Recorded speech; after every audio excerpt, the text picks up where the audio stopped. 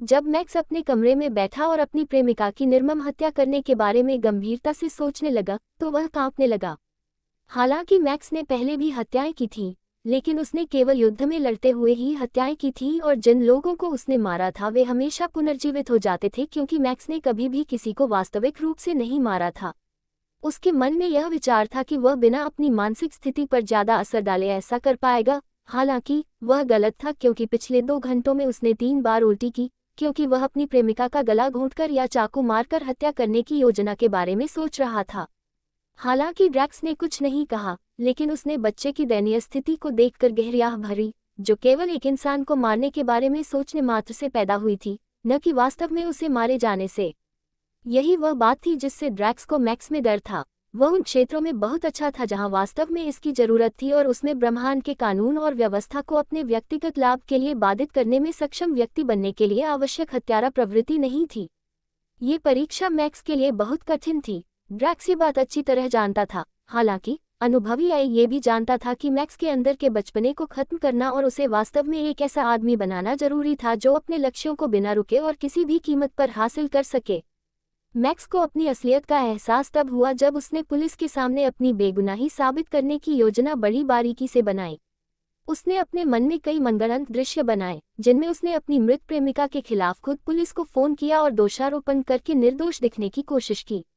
ये सब बेतुका था। दुनिया पहले से ही एक ऐसी जगह थी जहां हर कोई एक दूसरे को अपना शिकार बना रहा था, और चूंकि वह जब चाहे सिग्मा भाग सकता था और पृथ्वी पर अभी तक कोई अंतरिक्ष धारण जेल नहीं थी, इसलिए पृथ्वी की कानून व्यवस्था उसे अपराध करने और उससे बच निकलने से रोकने के लिए कुछ भी नहीं कर सकती थी। हालांकि इस तथ्य को जानते हुए भी मैक्स के मन में अपराध करने के विचार से ही बेचैनी पैदा हो गई, जिसे वह बचपन से ही सबसे गलत काम मानता था। पृथ्वी पर हुए पालन पोषण की यही कोडिंग थी जिसने मैक्स को इतनी जटिल भावनाएं महसूस करने पर मजबूर किया, क्योंकि उसका पालन पोषण ऐसे नैतिक मूल्यों के साथ हुआ था जो हत्या जैसे कृत्य को जायज ठहराते थे। अगर उसका जन्म ग्रह #H2044 या #H2012 पर हुआ होता, तो वह एक ऐसा इंसान होता जो पानी पीने जितना ही आसानी से हत्या कर देता, क्योंकि उस ग्रह पर सामाजिक अपराध सार्वजनिक अपमान था। उन ग्रहों के मनुष्यों ने अपमानित होने के बजाय मृत्यु को चुना, क्योंकि सार्वजनिक अपमान की शुरुआत करने वाला और उसका शिकार होने वाला दोनों ही उस दुनिया में अंततः मर जाते थे। जहां पहले वाले को कानून द्वारा दंडित किया गया, वहीं दूसरे वाले ने उस दर्दनाक याद से हमेशा के लिए छुटकारा पाने के लिए आत्महत्या कर ली। ड्रैक्स, जिसने इस तरह की कई विचित्र दुनियाएं देखी थीं, जानता था कि सही और गलत जैसा कोई सार्वभौमिक सिद्धांत नहीं होता। प्रत्येक व्यक्ति को अपना स्वयं का आचार संहिता बनाना और उसका पूरी निष्ठा से पालन करना आवश्यक था, तभी उसे धर्मी व्यक्ति कहा जा सकता था। इस ब्रह्मांड में शक्ति ही सब कुछ थी, क्योंकि किसी देवता द्वारा किसी ग्रह को नष्ट करने पर भी ब्रह्मांडीय रानी का ध्यान आकर्षित नहीं होता, जबकि एक साधारण निम्न स्तर का व्यक्ति भी व्यवस्था अनुबंध को तोड़कर उसके क्रोध को भड़का सकता था। इस पाखंड को अच्छी तरह समझते हुए ड्रैक्स जानता था कि इस ब्रह्मांड में आगे बढ़ने के लिए एक व्यक्ति को अपने मूल में चट्टान की तरह मजबूत होना चाहिए, और मैक्स के पास ऐसा ही एक व्यक्ति बनने की दिशा में आगे बढ़ने का यह मौका था। घंटों की योजना बनाने के बाद मैक्स ने आखिरकार सोफी को मारने के लिए एक स्वादहीन और गंधहीन जहर खरीदने की योजना पर अमल करने का फैसला किया। ऑनलाइन क्रिप्टो खरीदने के लिए मैक्स ने रेविनाजोडियम नामक दवा के लिए लेनदेन करने के लिए डार्क वेब का सहारा लिया, जो सभी रक्त पतला करने वाली दवाओं का सरताज थी, जिसकी एक बूंद 100 लीटर पानी के जग में इतनी शक्तिशाली औषधीय खुराक बनाने के लिए पर्याप्त थी कि एक घूंट में ही घोड़े को मार सकती थी।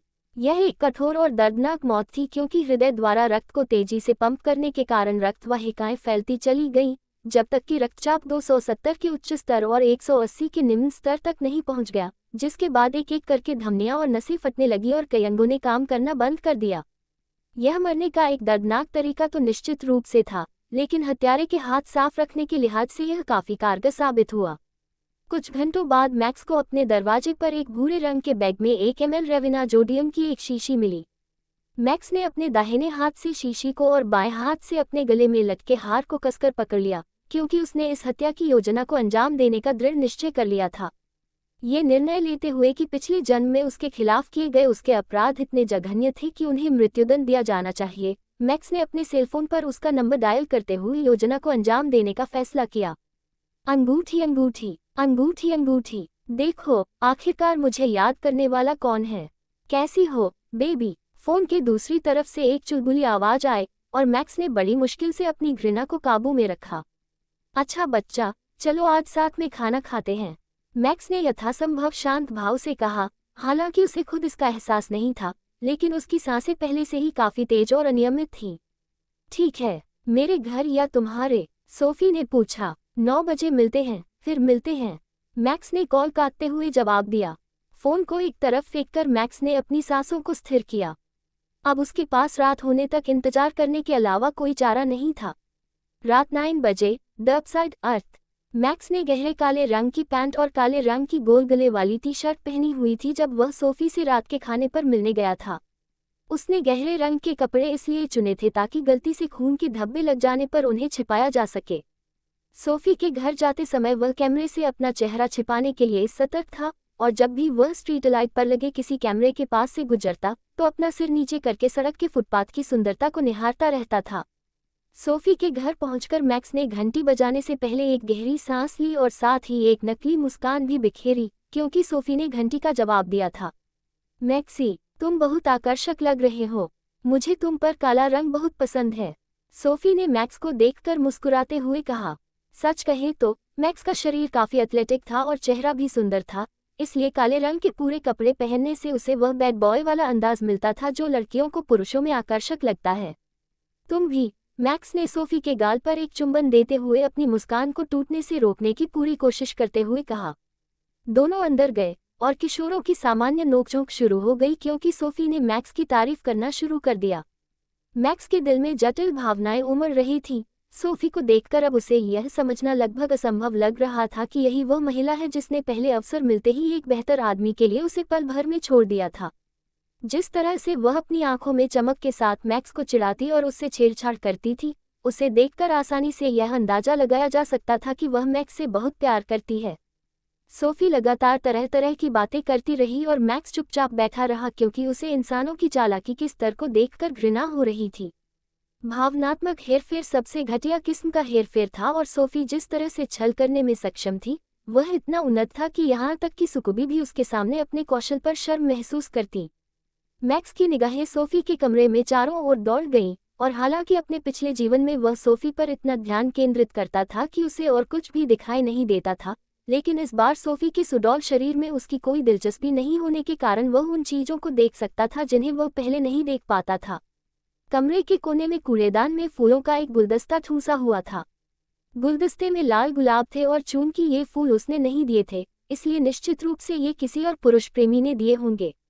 उसकी दीवार पर एक लकड़ी की दीवार घड़ी थी जो निश्चित रूप से माना से चलती थी। हालांकि यह बहुत महंगी नहीं थी, मॉर्निंग स्टार मार्केट से खरीदने पर इसकी कीमत ज्यादा से ज्यादा कुछ चांदी के सिक्के ही थी, और सिग्मा इंसानों के लिए ज्यादा से ज्यादा कुछ ही दिनों के लिए सुलभ था।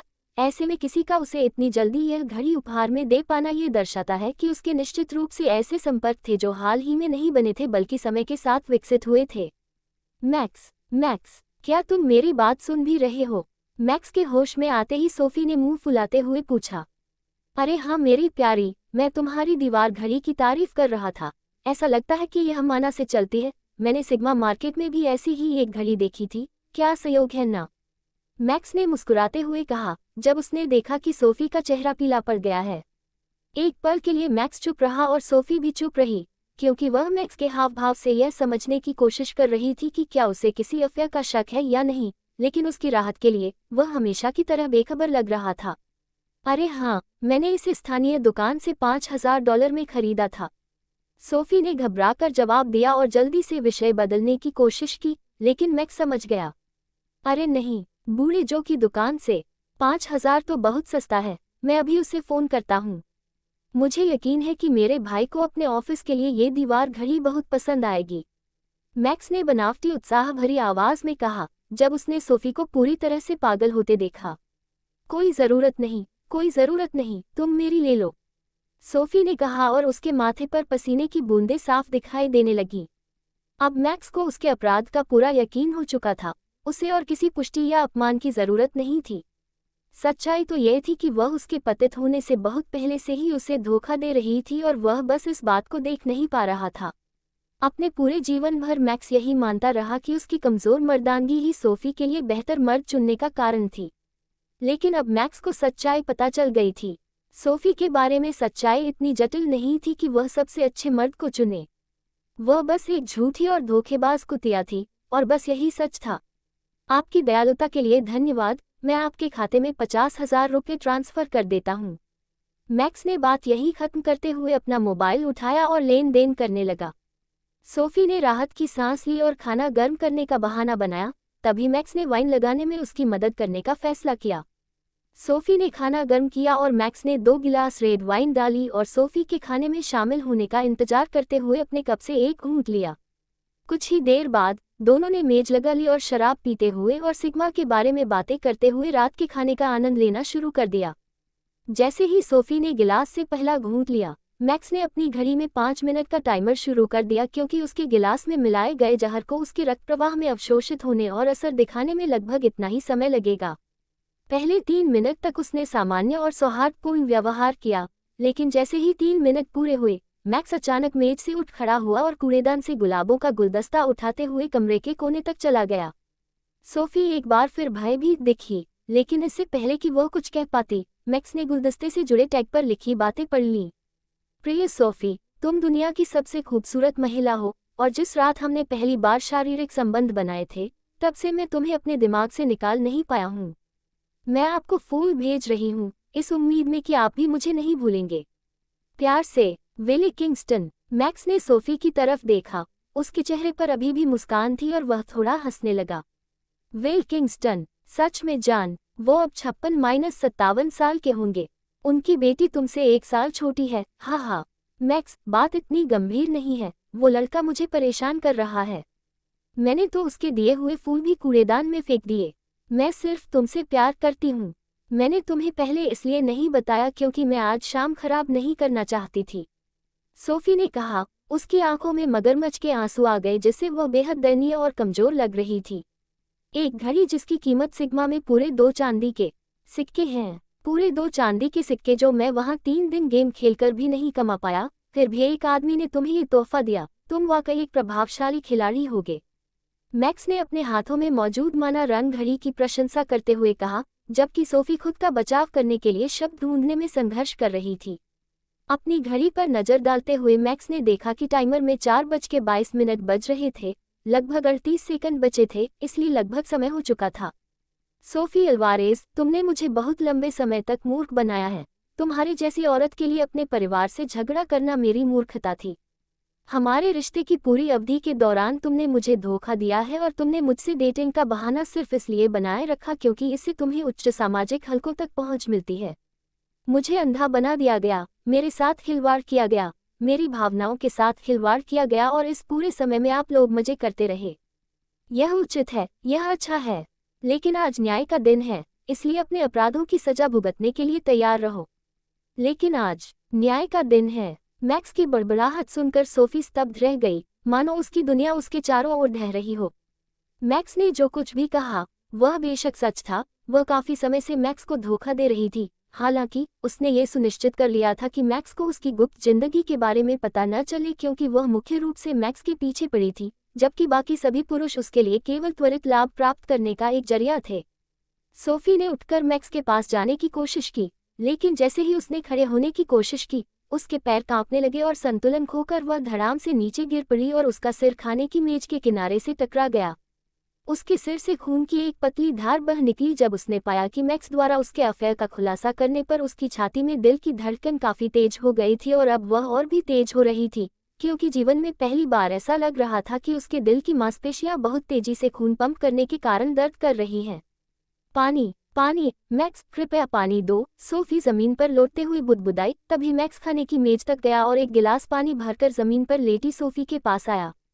सोफी ने पानी के गिलास की ओर अपने हाथ बढ़ाए, हालांकि मैक्स ने गिलास को उसकी पहुंच से दूर खींच लिया, जिससे सोफी की आंखें सदमे से चौड़ी हो गईं। अंततः उसे अपनी स्थिति की वास्तविकता और अपनी मृत्यु की अनिवार्यता का एहसास हुआ, क्योंकि क्रोध, विश्वासघात, घृणा और लाचारी ने उसके मन को जकड़ लिया था। अब उसकी नाक और कानों से खून रिस रहा था। खून इतना पतला हो गया था कि उसके होश खोने से पहले बस कुछ ही पल बचे थे। क्यों? सोफी ने कमजोर आवाज में पूछा। उसकी लाल आंखें मैक्स के चेहरे को भेद रही थी, हालांकि मैक्स अविचलित रहा। सोफी, इस गिलास पानी में जहर का एंटीडोट है। अगर तुम इसे अभी पी लो तो तुम अपनी जान बचा सकती हो। मैं आपको ये गिलास पानी दूं या न दूं, यह इस बात पर निर्भर करता है कि मैं आपकी बातों को सच मानता हूं या नहीं, इसलिए आज झूठ न बोलने की पूरी कोशिश करें। बताओ सोफी, क्या तुम सचमुच मुझसे प्यार करती थी? और मेरे साथ रहने के बाद तुमने कितने पुरुषों के साथ बेवफाई की है? मैक्स ने अपने हाथ में पकड़े पानी के गिलास में एंटीडोट होने का झूठ बोला, लेकिन यह समझते हुए कि इस स्थिति में सारा नियंत्रण उसी के हाथ में है, वह अपने अधिकार का पूरा फायदा उठाना चाहता था। सोफी हकलाते हुए और मुश्किल से बोल पा रही थी, लेकिन अपनी जान जोखिम में होने के कारण उसने सच कहा, नहीं, मैंने तुमसे कभी प्यार नहीं किया, तुम मेरी पहली पसंद भी नहीं थे। मैंने तुम्हारे भाई रुद्र राजपूत के करीब आने के लिए तुमसे दोस्ती की थी, लेकिन तुम्हारा भाई अपनी पत्नी के प्यार में इतना पागल था कि मेरे पास कोई मौका ही नहीं बचा था। तभी तुम्हारी प्रतिभा निखरने लगी और तुम्हें तुम्हारे भाई से भी अधिक प्रतिभाशाली माना जाने लगा, इसीलिए मैं तुमसे जुड़ा रहा। धन, प्रसिद्धि और सत्ता के लिए, प्रेम के लिए नहीं। तुम मुझे चिढ़ाते हो और मेरे मुकाबले बच्चे जैसे हो। तुम्हें तो ये भी नहीं पता कि मुझे ठीक से संतुष्ट कैसे किया जाता है, इसलिए स्वाभाविक रूप से मैं समय समय पर खुद को संतुष्ट करने के लिए अनुभवी पुरुषों की तलाश करती हूँ। हमारे रिश्ते की शुरुआत से लेकर अब तक मैं 17 अलग अलग पुरुषों के साथ रह चुकी हूँ, और वे सभी 17 पुरुष बिस्तर पर आपसे कहीं बेहतर थे। लो, मैंने तुम्हारे सभी सवालों के जवाब दे दिए हैं। तुम पागल कमीने, अब मुझे इसका इलाज दे दो। मैक्स ने जवाब सुना और उसके अंदर कुछ टूट सा गया। उसके मन में रुद्र की आवाज गूंज रही थी, जब उसके भाई ने बार बार ये शब्द दोहराए, मैक्स, यह मत भूलो कि तुम दिल से अच्छे हो।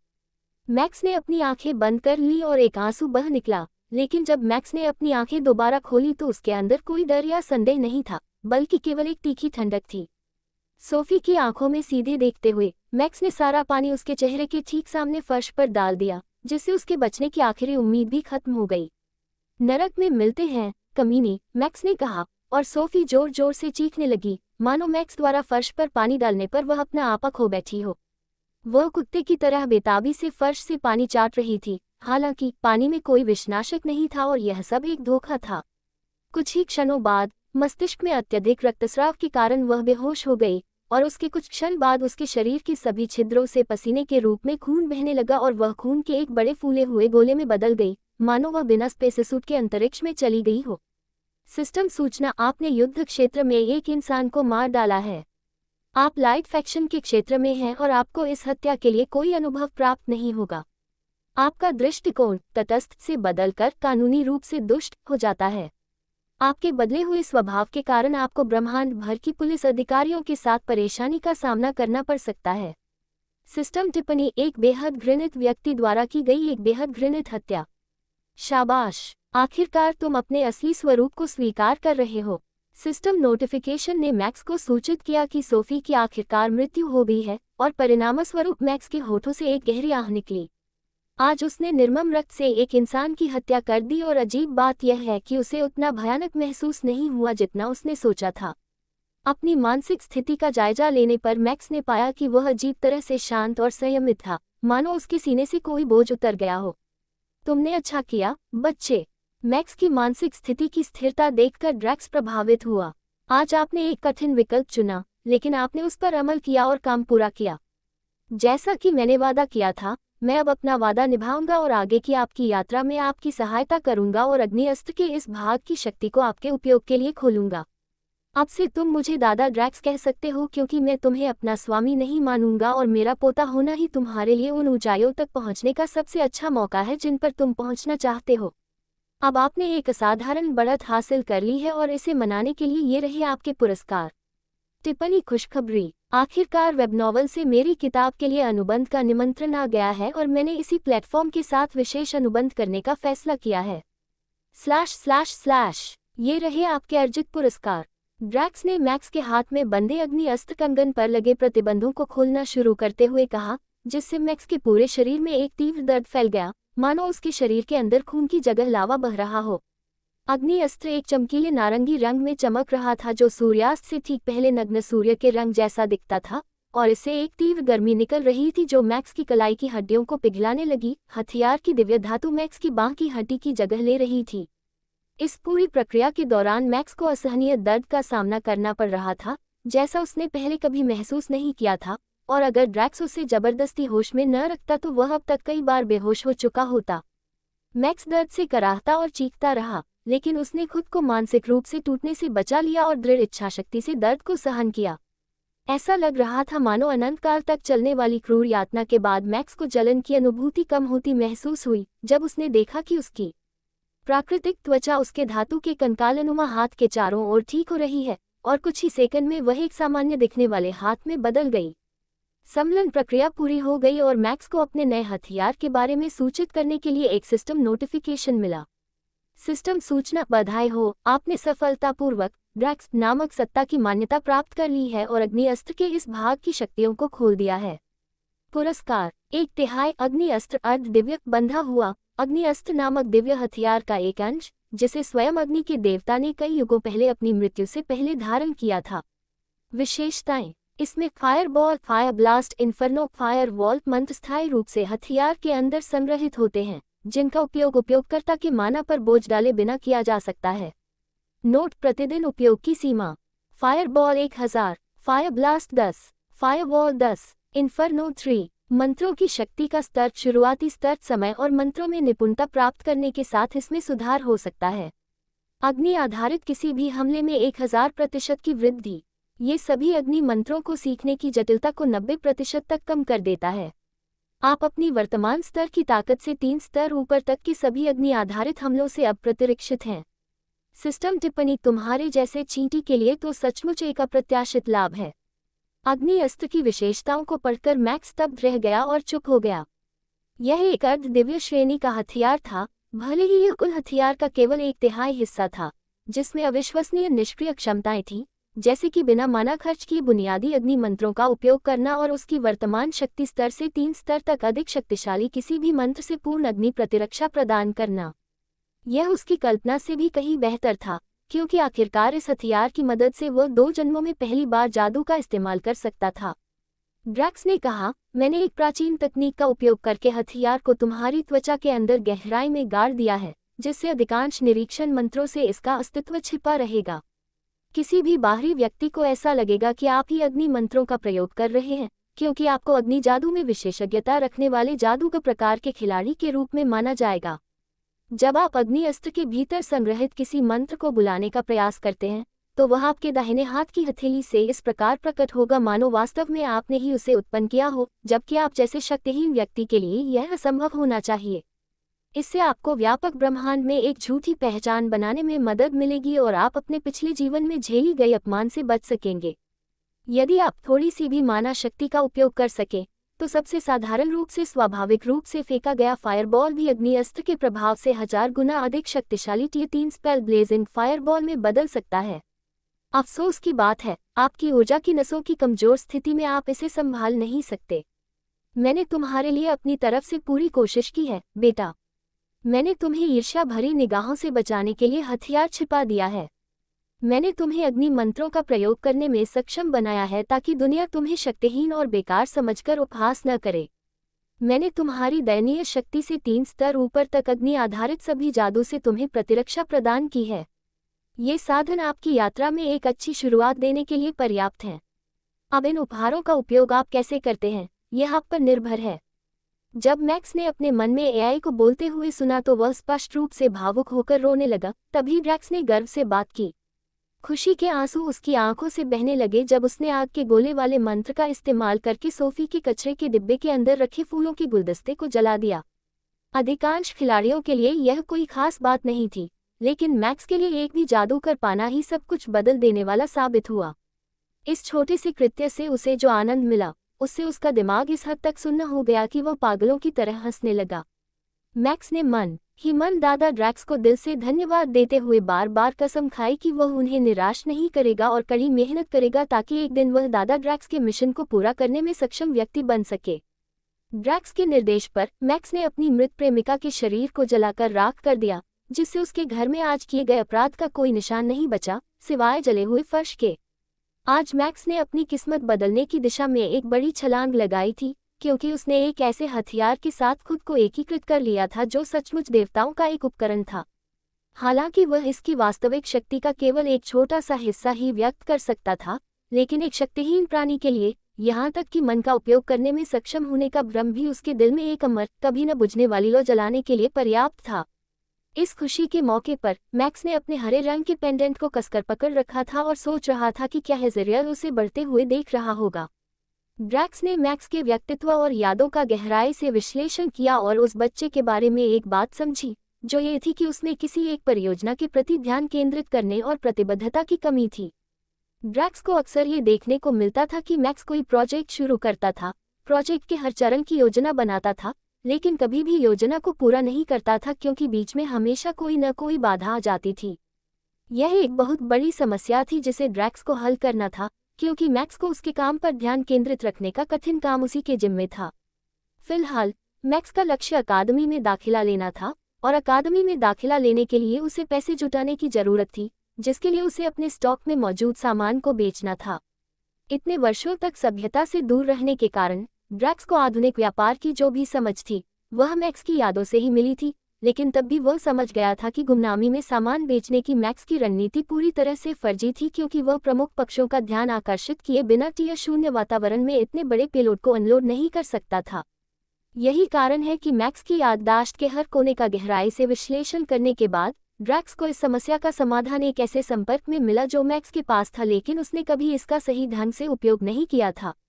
वर्तमान में पृथ्वी पर मैक्स के बड़े भाई रुद्र राजनीतिक और सैन्य महाशक्ति थे, जबकि ग्रे अंतर्राष्ट्रीय समूह आर्थिक महाशक्ति था।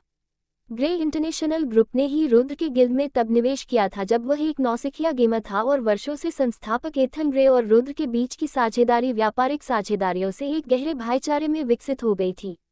एथन ग्रे न केवल पृथ्वी पर सबसे सफल व्यवसायी थे, बल्कि उनकी शादी एक रूसी माफिया सरगना से हुई थी और उनका बेटा, जो मैक्स की उम्र का था, मैक्स के पिछले जन्म की यादों के अनुसार वैश्विक बाजार में एक बहुत ही होनहार व्यापारी था।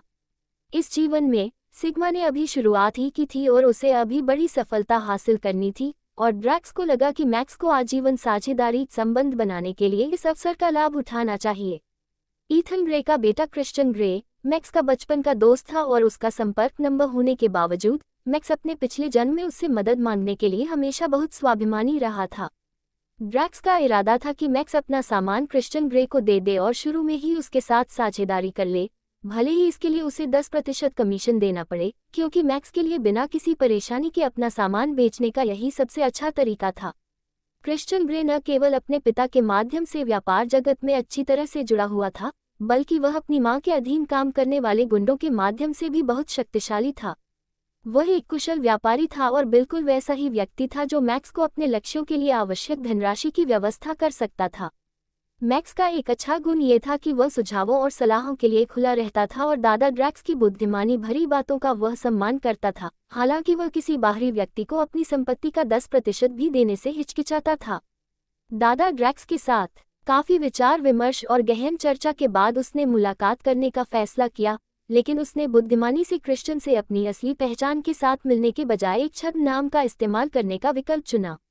मैक्स ने गुमनाम मैसेजिंग सेवा का इस्तेमाल करते हुए क्रिश्चियन ग्रे को ब्लैक लेक सिटी के अंदर एक तय रेस्टोरेंट में मिलने का संदेश भेजा, जहां उससे जिंदगी भर का एक बड़ा सौदा होने वाला था।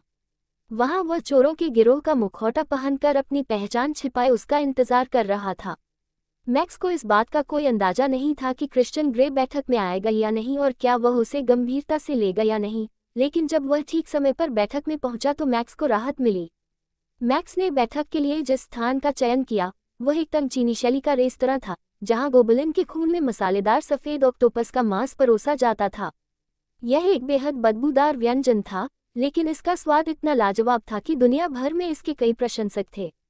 क्रिश्चियन ग्रे के चारों ओर एक भयावह आभा थी, क्योंकि वह सुगठित शरीर वाला था और उसकी आंखों में एक कातिलाना चमक थी। उनके हाव भाव से यह स्पष्ट था कि उन्हें इस तरह से बैठक में बुलाए जाने पर गुस्सा आ रहा था, हालांकि दूसरे पक्ष के प्रस्ताव को समझने तक उन्होंने शालीनता बनाए रखी। क्रिश्चियन मैक्स के सामने बैठा था और सीधे उसकी आंखों में देख रहा था, मानो मैक्स के मुखौटे से उसे कोई फर्क ही न पड़ रहा हो। मुखौटे ने मैक्स की पहचान जानने के प्रयासों को विफल कर दिया, जिससे जांच का प्रयास असफल रहा। तुम्हें मेरा चोरों का नंबर किसने दिया? मुझे याद नहीं कि मेरा तुम्हारे चोरों के गिरोह से कोई संबंध है। मेरा नंबर सबसे सुरक्षित संपत्तियों में से एक है। अगर तुम मुझे बताओगे कि यह तुम्हें किसने लीक किया, तो मैं तुम्हें आज ही 10 सोने के सिक्के देकर छोड़ दूंगा। अगर तुम नहीं बताओगे, तो बेहतर होगा कि तुम प्रार्थना करो कि तुम्हारा प्रस्ताव अच्छा हो, वरना तुम मर जाओगे। क्रिश्चियन ने ठंडे स्वर में कहा। मैक्स ने अपने प्रतिद्वंद्वी के शब्दों पर कोई ध्यान नहीं दिया, ये सोचकर कि यह खोखली धमकी देने की रणनीति है, क्योंकि अभी वह सुरक्षित क्षेत्र में है और किसी के पास उसे सीधे जान से मारने की हिम्मत नहीं है। हालांकि मैक्स की सोच गलत थी, क्योंकि जब मैक्स ने लगभग 15 सेकंड तक कोई जवाब नहीं दिया, तो क्रिश्चियन ने 2 बार उंगलियां चटकाईं और रेस्तरां में मौजूद सभी सामान्य दिखने वाले ग्राहक और यहां तक कि दुकान का मालिक भी खड़े हो गए और मैक्स की ओर हथियार तान दिए। क्रिश्चियन ने कहा, मैंने ये जगह आज सुबह ही खरीदी है, इसमें मेरा बहुत पैसा खर्च हुआ, लेकिन मैंने खरीद ली। यहाँ मौजूद ये सभी लोग भी मेरे लिए काम करते हैं, मैंने इन्हें भाड़े के सैनिकों के रूप में रखा है और ये सुबह से ही ग्राहक होने का नाटक करते हुए आपका इंतजार कर रहे हैं। मुझे हल्के में मत लेना चोर, मैं कोई साधारण आदमी नहीं हूँ, और मैं ऐसा व्यक्ति नहीं हूँ जिससे तुम पंगा ले सको। मैक्स अब क्रिश्चियन ग्रे से प्रभावित हो चुका था। उसने अपने बचपन के दोस्त का ये निर्मम रूप पहले कभी नहीं देखा था और यह वाकई एक माफिया सरगना के बेटे होने के लायक था। लेकिन मैक्स खुद रुद्र राजपूत का भाई था और ऐसी छोटी मोटी चालों से डरने वाला नहीं था। अपने मास्क का निचला हिस्सा ऊपर उठाते हुए मैक्स ने ऑक्टोपस करी का एक घूंट लिया और शांत स्वर में कहा, क्या आप डार्क गोल्ड और एपिक रेटेड आइटम थोक में बेच सकते हैं?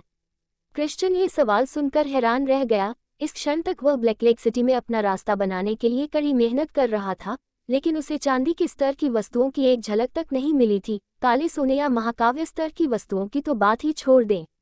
उसका रवैया पूरी तरह से बदल गया और उसने हैरान होकर पूछा, माफ कीजिए, क्या हुआ?